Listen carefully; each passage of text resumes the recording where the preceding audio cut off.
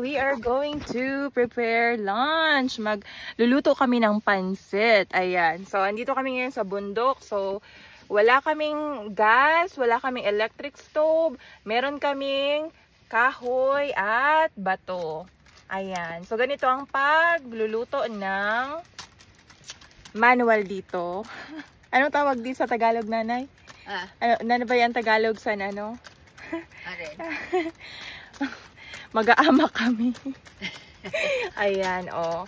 So, pinapaypayan. Ito yung kahoy. Tapos kaunting apoy. Hindi naman namin pinagkiskis yung kahoy tsaka bato. Katulad ng mga primitive era natin. Oh, medyo kahit paano, nag-improvise na din tayo. Meron na tayong panggatong at puspuro. Ayan.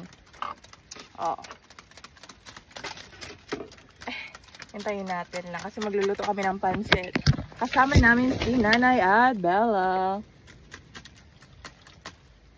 Ayan. Okay. Hala siya.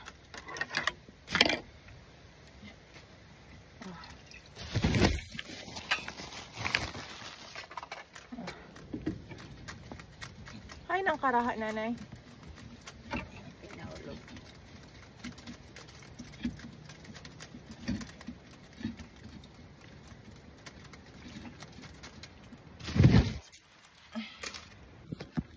Ay, Diyos ko Lord. Ayan. Oh, ayan. Oh, pack.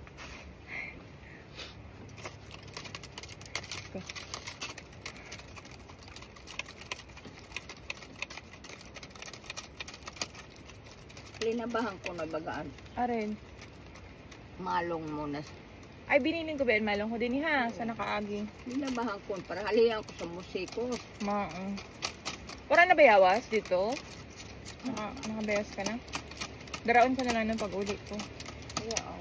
Ano ko na tabi na ano? Nakabayas sini? Kawali. Oo. Tapos sugasan ko ini. Lat lang. So, bumili ako ng pansit sa bayan. Ito oh. Pansit ba to? 20 pesos lang ito. 20 pesos. Tapos, kaunting gulay. Kaunting gulay sa halagang 25 pesos din. May mantika ka, nanay? Ha? May mantika ka? Ayan, merong mantika. Okay. At then, ayan. Pansahog natin, bumili tayo ng kikiam, 25 pesos din. So, hindi pa nag-iisang daan. May merienda ka na. Merienda / pananghalian. Ayan. Magiris ako sa sibuyas. Ha? Sibuyas, bawang.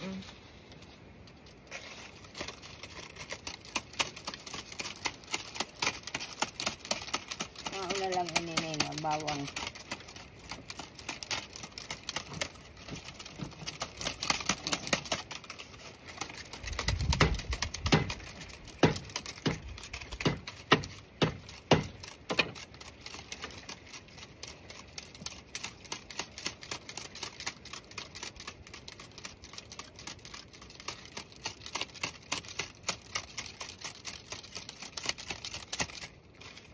Turugan si Bella.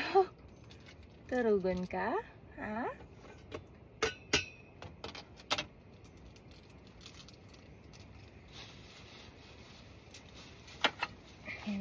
Liit lang na kawali.